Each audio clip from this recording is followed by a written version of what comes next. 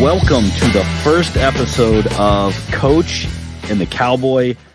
This is a new podcast. It's got Josh and Reggie on it. And Josh, welcome to the podcast. Let's have some fun today. Tell us, what is Coach and the Cowboy? What is this podcast all about? Yeah, well, thank you, Reggie, for having me on tonight's show. It's going to be great, me and you going back and forth. All right, so some of our show goes are life lessons, just stuff we've learned through my 39 years, almost going to be 40 this year. I mean, I know you're over, man. I know you're over the hill, so you'll have some more wisdom than I will. Hey. Then we want to maybe talk about some midlife transitions, like maybe changing jobs, having kids, raising them, all that good stuff. And then we want to get into leadership on and off the field, what that looks like from my perspective, maybe growing up or playing, probably yours as well. Sure. I know both of us have coached together, things like that. And then get into psychology of winning, not just like winning the games, but more how you winning at life. Winning at life, or putting the work in, not wanting, do the little things behind the scenes that most people don't see what you're putting that work in. Absolutely. And then overcoming adversity in our life. Could be anything, anything small to anything big. This one might be more like raw and where we really tell some good stories. I love it. I think all these, we can find some really good stories and really relate to it, because here's the thing, like Josh and I are just two normal dudes, right? A couple years ago, we didn't know each other from Adam. And it just so happens that we coached together and really hit it off. And, whether we're sending each other TikToks, texting each other, playing basketball with each other, or just all the little things, we've been there for each other, on and off the field, so to say. And, it's a friendship that I really cherish and I can really appreciate. And so I'm excited to start this journey, and there's going to be a lot of fun stuff that we do too. Right. Almost forgot. We'll have our coach's corner, where we'll have some people come in, and either it could be a coach of like a sport, or it could be just somebody sharing knowledge and, helping people grow in their life, which will be fun to like get some interesting people in to do that. Absolutely. And, both of us are a big fan of dad jokes. So the dad joke section will, there'll be a regular segment, if you will. I'm a big like, hey, top 5, let's get a top 5 ranking or list, different things like that. I think that would be fun. Like a keep 5, cut 5. You got to pick, whatever it may be. And we'll have a lot of fun with that. And if Josh and I, we're big sports nuts. So there'll be a lot, especially NCAA football. Obviously, with the new game coming out from EA Sports, we'll be talking about that.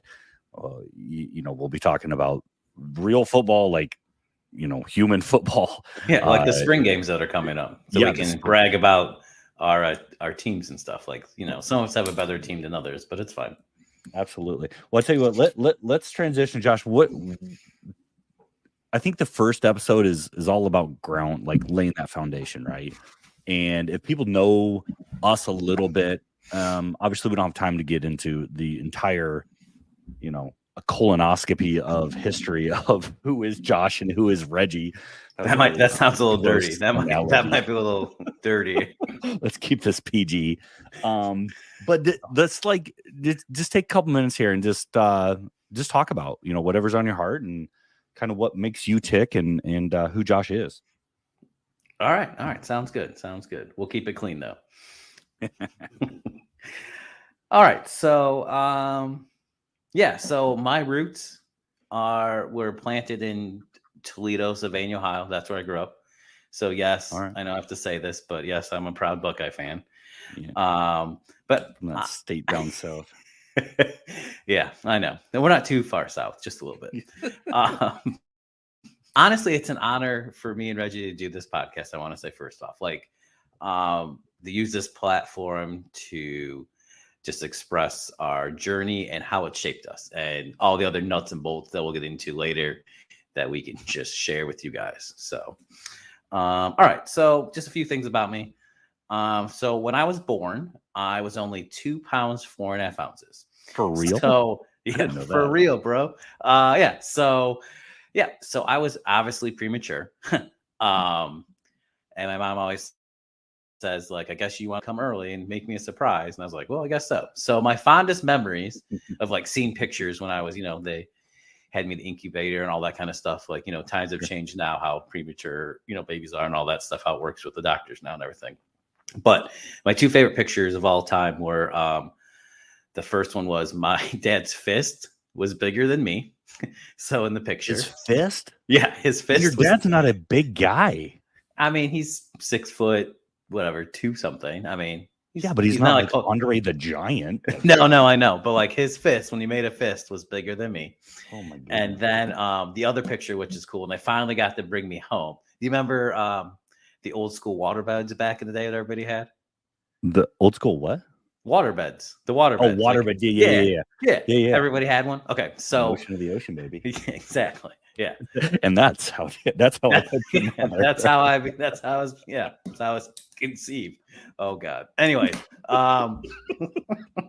so on the bed they had this like quilt that of course like your grandma made back in the day. Oh man, But those are the best, bro. I took up one square on the quilt. When they finally got to bring me home, they took a picture. I was one square on the quilt. I was like, Just a baby. I still can't believe that though. That's wild, man. So yeah. You have grown since then. I have a little bit, yeah. But because of that, I feel like I've learned firsthand the power of like resilience Sure. and Sure. determination from like an early age, right? Mm-hmm. So then overcoming, that being a preemie, all those challenges, I guess, we can share those later, but there's more there. But yeah, so then when I was 7, this is called Beret syndrome, better known as GBS. Okay. It hits 1 in 100,000 people. So it's pretty rare. And when I did research for it afterwards, a lot of the people that I found were all over in the UK or over in Europe. And I was like, that's weird. There's like nobody in this, in the States. A bunch of But Brits. yeah, right. A bunch of red All right. coats. Yeah. So what happened was, so basically it acts like everybody's is different. So it can start in your arm, leg, one or the other. And it kind of acts like a Charlie horse. So then it progressed, later on. And then eventually, like you can't use the leg, like somebody goes numb, has tingling. And then eventually I ended up being paralyzed from the neck down. So, Whoa, okay.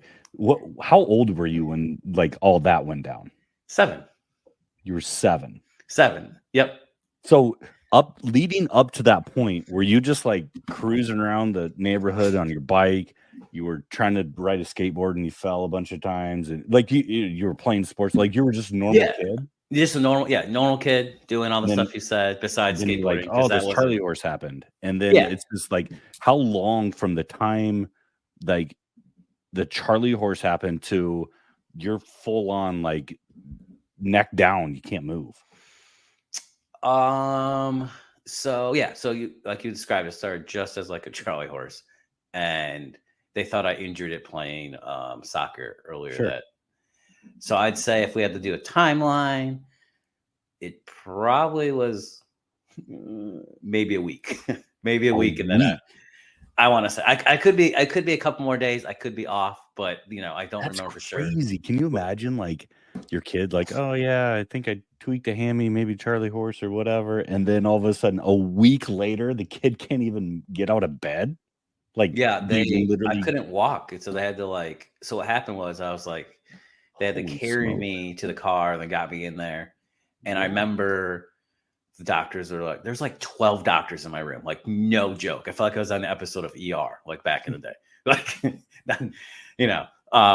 But they still couldn't figure it out. And then one doctor was I guess researching something on like those old school computers, that looked like, a fridge and microfilm. Yeah, exactly.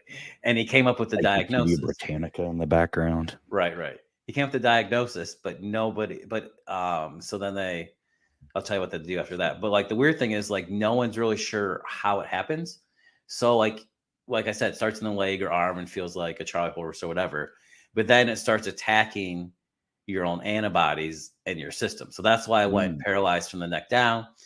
And then I started drowning in my own fluids. So they had to like hook me up with a pump to pump out my lungs and all that fun. And I'd have like a tube as well. Jeez. So yeah, so I had like tubes out of like this sounds graphic, but out of every orifice basically. Like, and so yeah. So then they figured out what the remedy of that was. It's called a thing called plasmapheresis. So what they do is they cycle your antibodies out of your system Mm-hmm. and then send them back in. I'm So saying like I know what the hell that means. yeah, But okay. yeah. So basically, take your antibodies, out of your system through this machine, and then they bring them back in. So they're taking the disease parts out, however they work that, and then Wow. they And bring then they put it back in. put it back in you. So you can only have 3 transmissions of that. So I had 2, but I'm not gonna lie, it felt like your insides were on fire, like it was hot. Really? So I couldn't like speak because of the tube. So I was just like, oh my God, this feels amazing. Like being 7 Mhm. and dealing with all this and everything. And then eventually it started to go away. And then, so basically I was in the hospital for about a little over a month dealing with all that after like case. And then after that, I had to have I had to go through rehab. So like Yeah, I all bet, those man. all those kids out there that were like running around, I had to learn how to walk. I had to learn how to tie my shoes again. I learned how to use a Jeez, oh, fork. Pete. I also had to learn how to talk too, because I forgot to tell you when you have it, it also like you lose all facial expressions. So, and plus I had a tube down my throat for a while too. So I had to learn all that. And till this Yo. day, I still like mumble every once in a while because of it. Or people think I'm mad because my face is doing something it's not. So I always tell people when you meet me, I'm like, just ask me if you think I'm mad. I might not be. My face just does its own thing sometimes. So, when that really helps for dating. Bro, this is insane. So yeah. So the only thing negative I have because of the disease, besides like mumbling and weird facial expressions, or RBF, like people like to call it, is is my one ankle. My right ankle is always like sore. So you said to like wear a brace playing sports, but that's about it. So And what was how long? So 7, right? Yep. You get the Charlie horse. You a week, 10 days later, whatever, you are completely immobilized. Like I could can't only move my your right eyelid. I mean, no, I that's could only insane. move my neck. Like I only move my head like around. That's it. Nothing else. That is crazy. So So then what is the timeline from the time all that goes down until like you're back to riding your bike again? So it happened. This all happened like 5 days before Christmas. Oh, I want to say. So then I didn't.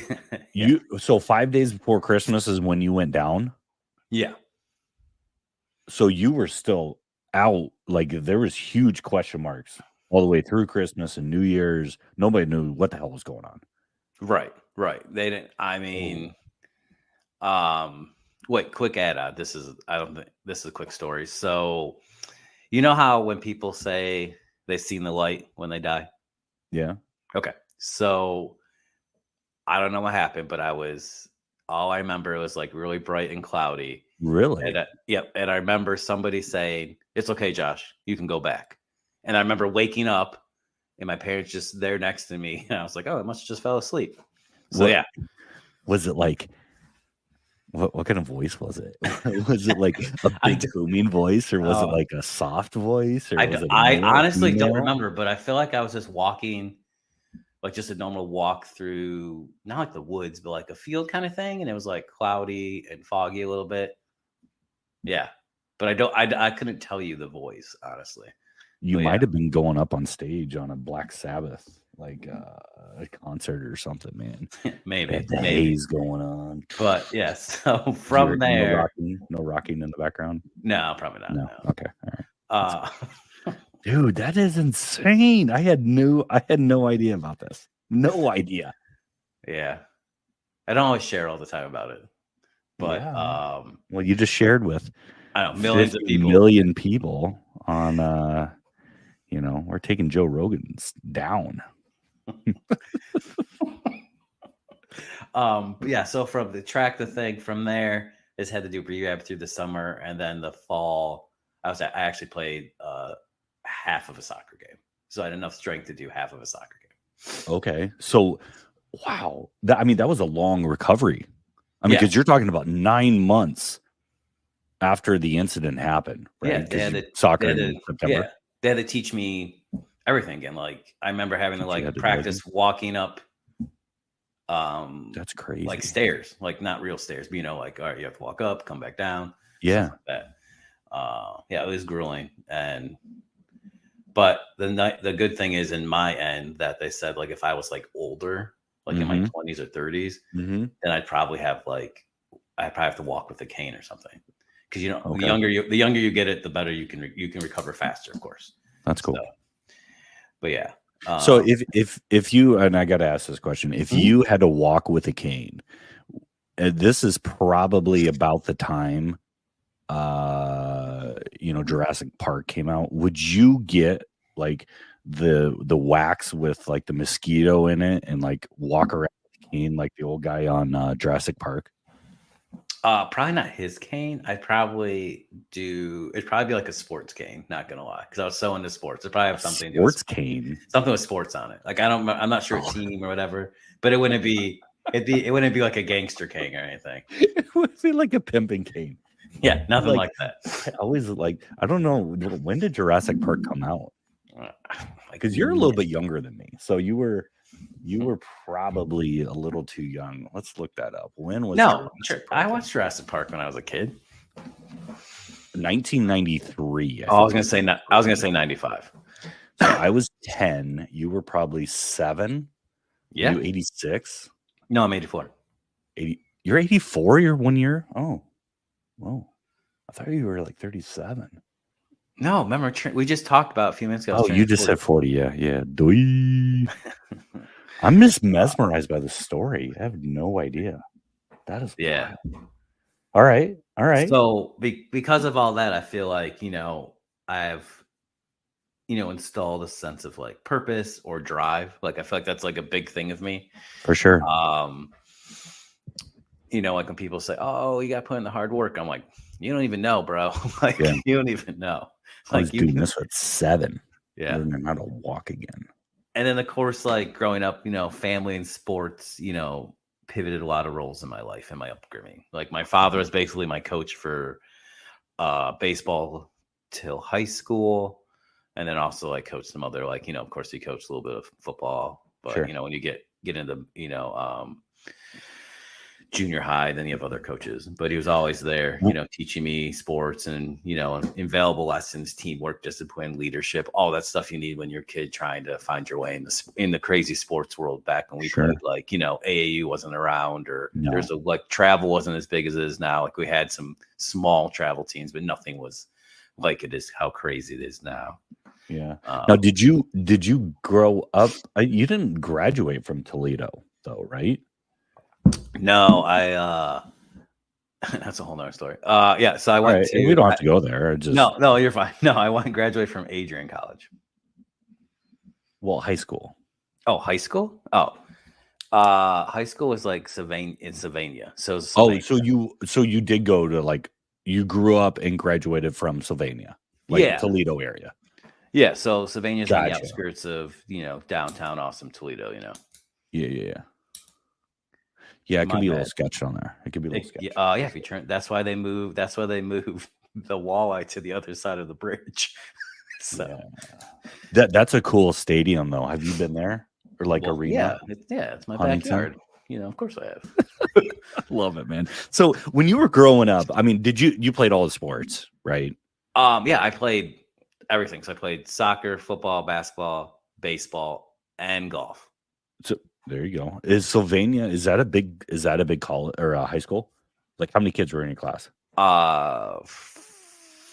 450. 450. Okay. Yeah, and I'm pretty sure I knew all but 15 kids. Yeah. Yeah, it's What was your go-to sport though? Was basketball your go-to sport? basketball and football. Yeah. It could have been What baseball, but I don't know why I screwed up that. So what position did you play in football? you name it, I played it. Besides Yeah. the offensive line and defense line, so I played. Fair enough. So I was halfback, slot back, Yeah. wide receiver, punt Okay. returner, kick returner. I played DB, played strong safety, and then came up Mhm. into the box if they needed me. Bringing the thunder. My man. I love it. Yeah. Dude, that's crazy. I had no idea. Yeah, so like I said, the only thing that bothered me was my ankle. So I always had to either get it taped Mhm. or wear a brace. And then the only things I can't do, like if I rollerblade too long or I do skiing or Mhm. anything like that, my ankles like kill. So I don't do that. So like I don't do any of those because my ankles just like feels like it's on fire all the time. Yeah. Well, no, I feel you on the rollerblading. I cannot rollerblade at all. Like it's But well, think about that. my Back in our past has day, messed me up too much. yeah, back in our day, rollerblade parties were the jam. I cannot roller skate to save my life, bro. Wow. Like I'm pretty athletic. I can do most things, but anything to do with rollerblading or balancing stuff, nah. Give me a ball and I'll I get throw it. it. I'll hit That's it. what made it kind of hard though, because I was like, all right, we do rollerblade birthday parties, and like we got there for elementary parties, and I'm like, shoot, I'm gonna be like dead the next day. Oh, yeah. That's cool though. That's cool. I grew up in a real small town though, and we had to go like probably 30, 45 minutes to get to a roller rink. And it was like the old school one where like the wooden floors and they had like those big beams in the middle and you just went around and around and around. But this thing was like, I don't even remember what it was called. Did I they should play the probably YMCA song? I'm sure they did. And they had And the ball drop I with the can't, lights and everything. I'm sure, man. I think I only went there like 2 or 3 times. I'm just not Whoa. my jam. Not my Yeah, jam. so you said you can't balance on that, so I get it. Yeah. It's all good though. It's Probably all had to good. you probably had to wear a helmet and everything while you were there. So or they gave you the little triangle to help you get through the day, but it's all good. I mean, like the little walker to try Yeah. to say I never understood that. No. But you know The parents paid extra for the guy to watch you while you're out there. oh man. No, I feel like they just dropped me off and then they went and did something else and then they came back and I was like, That's yeah, so I'm true. never skating again. That was a bad idea. Yeah. But not to disappoint all of our listeners and you, I mean, how the hell am I supposed to top that story? How am I supposed to compete with that thing, man? Jeez, oh Pete's. I mean, yeah, it's nothing crazy, but I mean, It's nothing crazy. You were just paralyzed by age 7 and had to learn how to do everything again. So no, that's not crazy at all. Things happen for a reason. It's all good, man.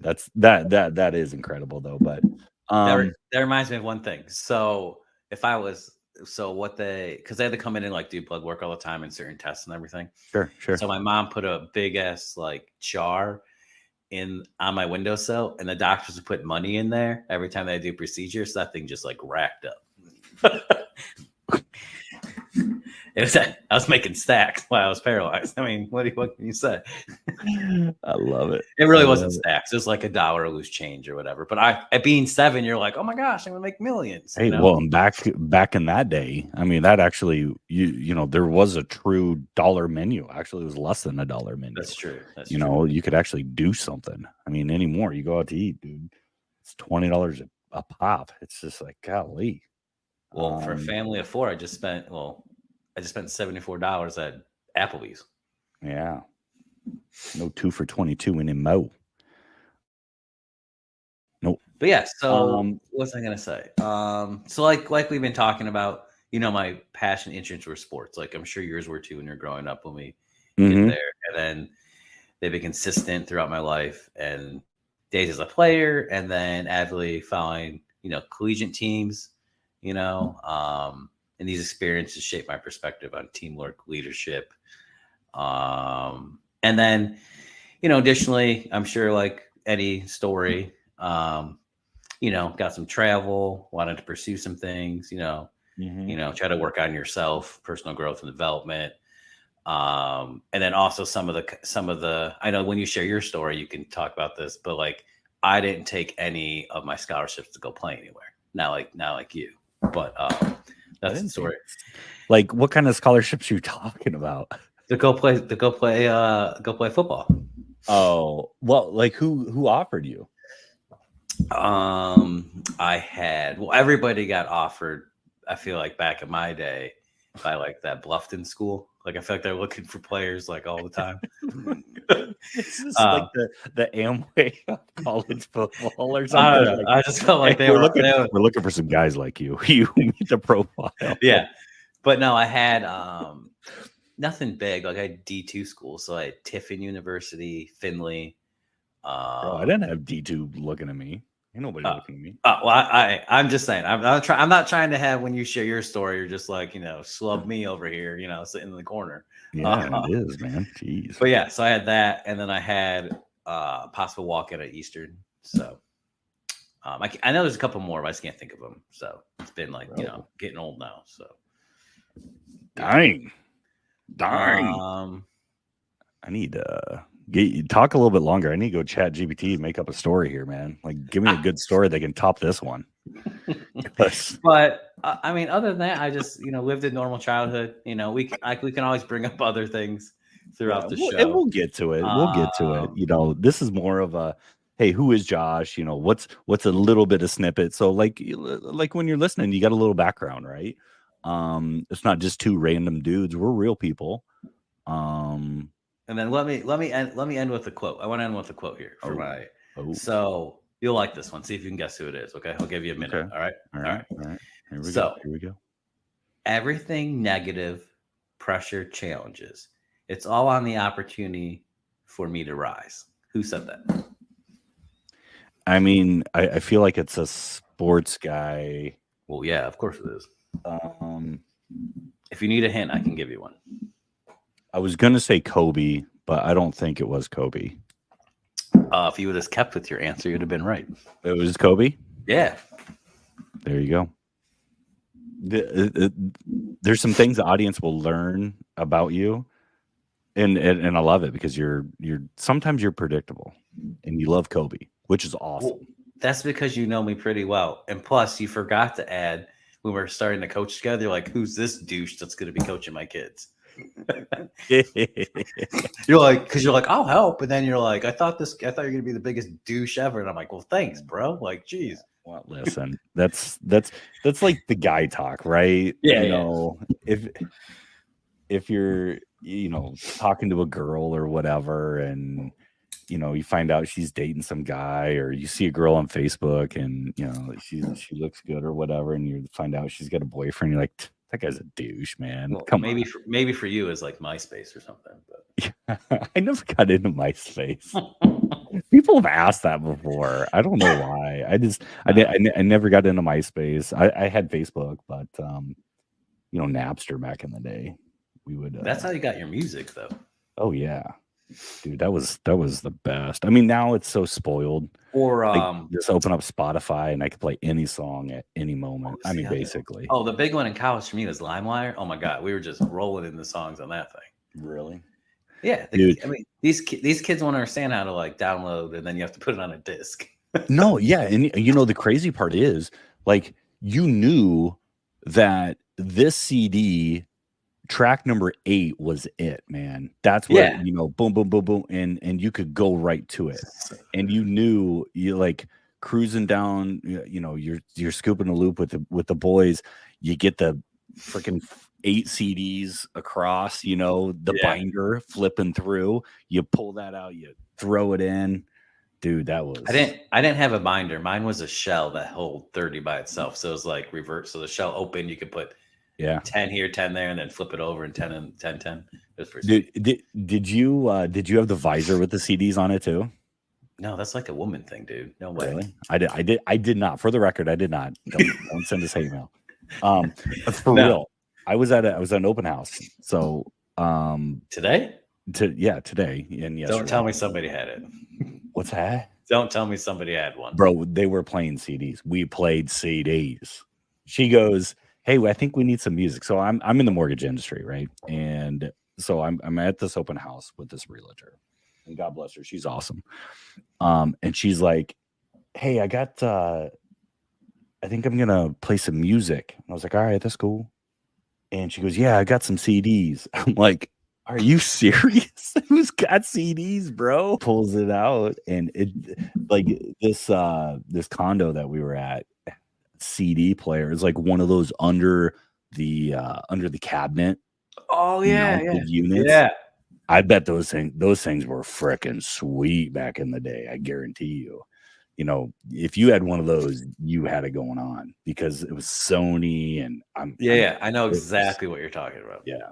But yeah, she plays CD, and it was funny because Was it a it regular was CD or is Brooks. this one of her mixes? It was Brooks and Dunn. I was like, yeah, Linda's playing some Brooks and Dunn. I love it. Well, So we hey, listen to Brooks and they're Dunn, part bro. of college game days. So Yeah, I love it. I love it. So, just real quick, a little bit of background on me. yeah, we got to get to you now, the old man on the show. The old man kicking his fist at the clouds. Um, originally from Iowa.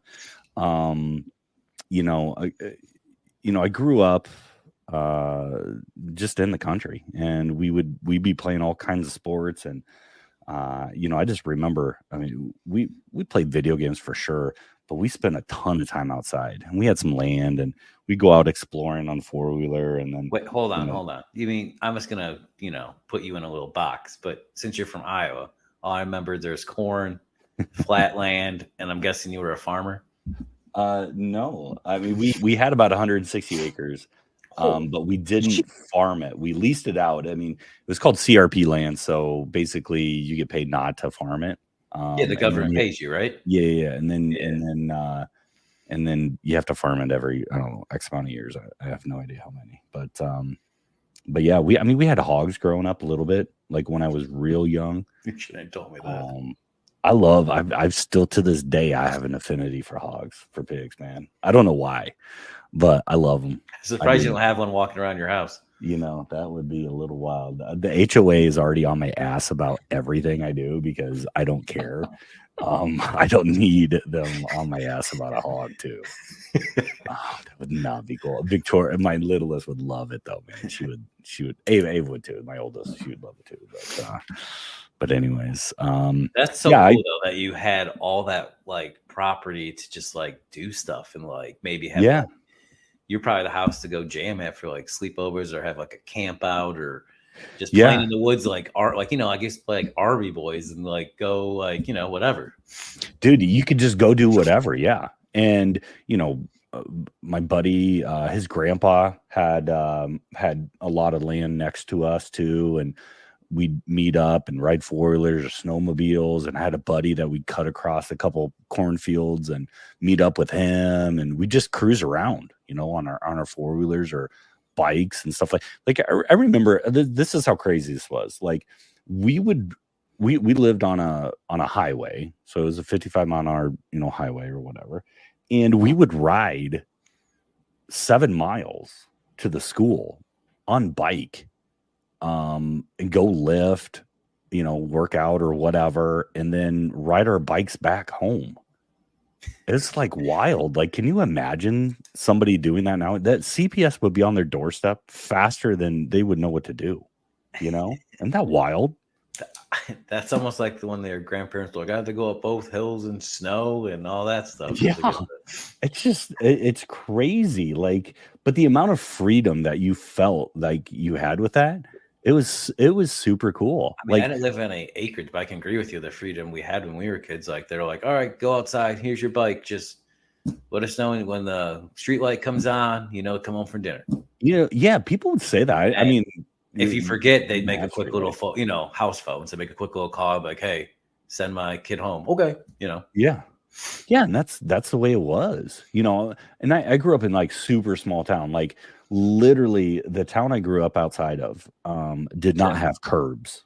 Did they have one blinking light? They did not have a blinking light. It was a town of 140 people, and the school I went to was so small. It was K through 12 in one building. The class before me graduated 15 people. That's how the graduating class was, 15 or 16, something like that. But it was wild, man. But it was cool. Like, we didn't have a track. We had a track team, but we didn't have a track like around the football field. You made your own track by running around it? We had a T-shirt, and I think they made T-shirts. I don't remember, but it was called.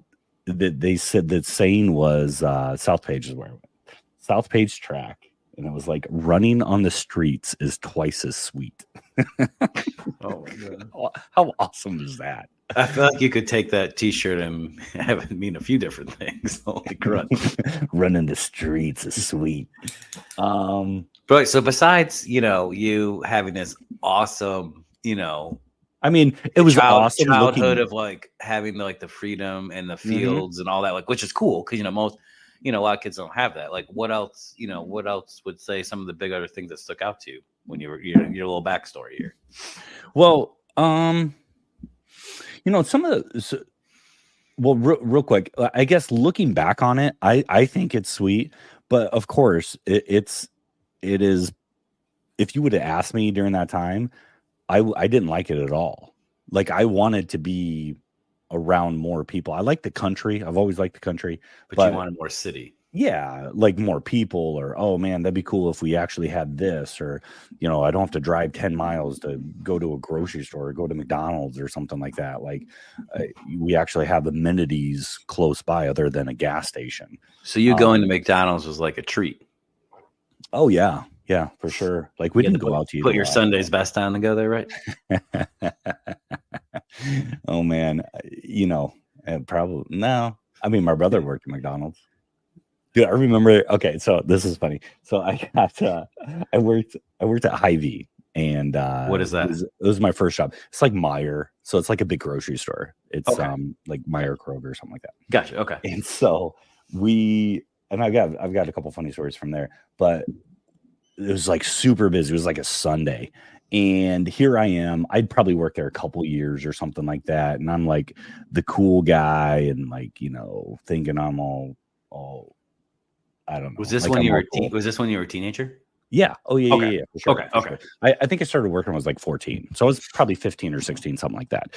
And so, I'm an athlete, and, kind of, I'm the small town athlete. You were him. You were him. Yeah. Kind of. No, you were the big fish on the little pond. Yeah.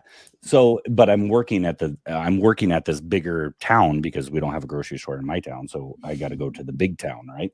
And so they're like, hey, we need a price check on whatever, on this can of beans. And I'm like, okay, I'll do it. So I'm like up front, but to get, and it's packed. It's Sunday, it's packed. And so I go to this register to get back to the aisles because all the registers are in front. And this one's open. Like, it's closed because, nobody's there. But there's that, that little the chain that blocks it off. So I'm like, I got this. So I jump over it. And of course, my foot catches it. And I like fall flat straight on my face. And like, everybody's like, oh, and I get up. I'm like, I'm okay. That was my ego was hurt so bad after that, bro. Oh gosh. And I remember, oh my gosh. And anyways, it was wild. But I think some of the biggest things, that I took away from, especially growing up, is I always felt like there was more inside of me, right? I feel like there was all this untapped. You mean you meant for something, right? Like like there was something more, that I didn't accomplish what I knew that I could do, and I felt like that in high school, and just the way my story went. I actually moved in between my junior and senior year to a lot bigger school, and graduated from there. But I don't feel like I accomplished what I needed to accomplish there.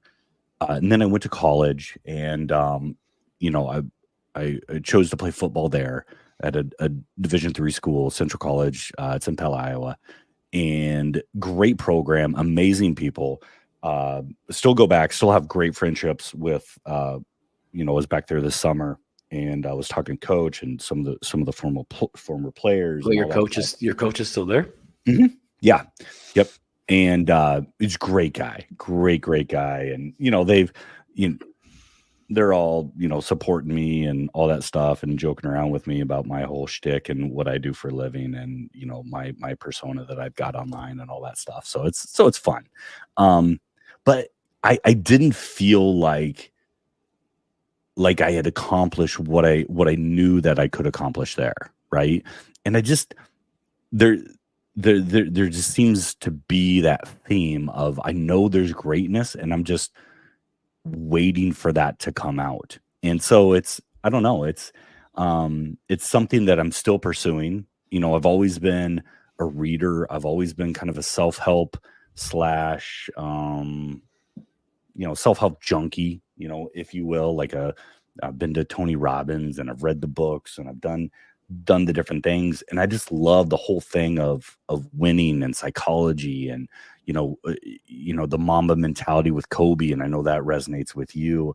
And now when I'm looking back on my life and maybe some of the reasons why things happened and things didn't happen, I'm looking at that saying these are the reasons why. And so now I'm turning around and I've got two boys, and I've got two boys, two girls. But specifically my boys, because my girls, athletics, they're just kind of, there's kind of whatever with it right now. And that's cool. I support that 100%. But my boys are like, oh, we want this and we want that. So I'm pushing them, and I'm not doing it to be a jerk. And I'm not doing it because I want, I'm trying to live vicariously through them. It's because I know that's what I didn't do, and that's what they need to do if they want to have the success that they claim that they want to have. And I think that's the biggest thing. So like when you're talking about leadership on and off the field, the psychology of winning and overcoming adversity, I mean, we could talk for a long time on transitions for me, from jobs to a divorce to just all the different things that I've had to do over the last 4 or 5 years to totally change my mindset and everything of where my life is headed. We could talk for a long time about that, but no, exactly. But that's the reason of this podcast, for us to reach those people that I don't want to say don't have a voice, but are like, looking and like, oh, no, I can't relate to anyone, Mm-hmm. Yeah. Like, hey, I'm alone. I'm an island. I don't have this. I don't have that, and it's not true, because we're here, man. And we're going to have some fun doing it. We're going to have some serious stuff for sure. And then we'll have all the good laughs and other stuff too, as well. Absolutely. I mean, even like next episode, right? The next episode, obviously, Josh is a big basketball fan. I'm a big basketball fan. I lean college for sure. I don't really follow the NBA too much. I get into it a little bit during playoff time, but I'd say the same thing. Like that's really the only time to watch the NBA is during the playoffs, because they play way too many games and they don't really care. Yeah, it's insane. But we've got the NCAA tournament right around the corner. We're gonna do our picks. We're gonna share our top, all-time tournament moments. So I think that's gonna be a lot of fun. Kind of going back and thinking about, where were you when this shot happened, or do you remember watching this, or all the different things behind the NCAA tournament. I think we might even try to like break down the NCAA tournament a little bit. Yeah. And kind of give you an overall perspective of how certain things actually work. If you go back and like get into I know most people don't like to get into the data, but there's a few things we can pull out of there to be like, okay, this is how it might go. So cool.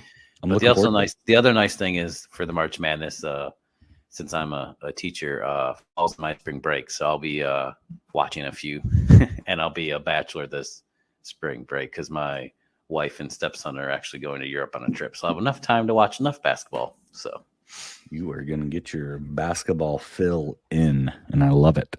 I love it. Also, I mean, you could probably expect maybe not every episode, but just about every episode, we're going to talk something to do with NCAA football. Both of us are big time junkies. I'm a huge Nebraska fan. You're a huge, Buckeye fan. Ohio State, Florida State. We've got the video game coming out. EA That's huge. Sports. I feel like I've been waiting for like 20 years. Yeah, everybody has. That's going to be, we'll get into that a little bit. Real football, the spring, like you had mentioned earlier, spring football is right around the corner. I think everybody's kind of finalized their rosters and, the transfer portal. I don't know if that's still open. Is it still open? Do they close that down?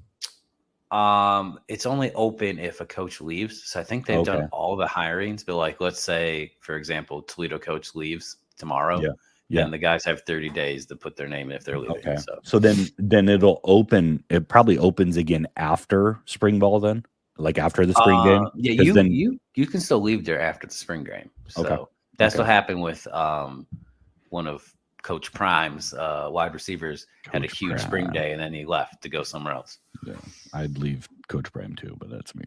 You're just sad that they beat you. It's okay. He was playing his theme music all the way back to his private jet on that one. Jesus. Hey, we might even touch base on a way too early playoff picture for NCAA football because we have not seen or heard enough of them. We need to weigh in and give people because people want to know. The people want to know. But the crazy thing is they have 12 this year, and they're talking about amping up to 14 for next year. Yeah, it's ridiculous. I mean, what is the new? And we could talk about this in a second. What is the new standard going to be? Right. So it used to be, in the Big Ten back in the day, like growing up, and I wasn't a Big Ten guy back then. I was obviously, Big 8 and then Big 12 with Nebraska. But it used to be you make the Rose Bowl, right? That was the standard bearer. And if you did that, then, oh my gosh, like Hayden Fry drives me crazy. Everybody's like, oh, he made the Rose Bowl and he did this. I was like, who cares about the Rose Bowl? But so the question is the playoff going to be the new standard? Hey, we made the playoffs. Is that the new bragging point of your coach is good? You had a successful year. You made the playoffs. You were top 14. I mean, now with the change, I mean, it's successful, I feel like. But the other thing I'm worried about is if you're seeded 12, do you really want to play one of these powerhouses and be like, get injured before you, because all the different things that have been happening with people opting out and not playing. Oh, yeah. So I don't know. We'll have to see. I mean, that's another discussion for another time, but like there's a lot of moving parts. I'm very curious how the season's going to go. And I'm sure we'll always jump in and talk about a big game or something going on. For sure. Well, hey, what else do you, any closing thoughts, any closing things you want to mention as we wrap up this inaugural episode 1? I guess if the only thing I can think of is just leave with like a question. It's like, how have, our challenges that we've talked about or challenges in your life or experiences have shaped you today? That's something I want people to think about. Like, how have you used those challenges, adversity that we've talked about already, or that like burning fire in you, Reggie, or in me that's made us think like it's not as big as we wanted. Like we think should be more done. Like I was thinking real quick, like how God saved my life twice. And he there's gotta be a reason. Like what's his plan? Why am I that special that he's done it twice? There's gotta be more. But that's I just want to leave the audience with that. Like how has experience or challenges shaped you today? I love it.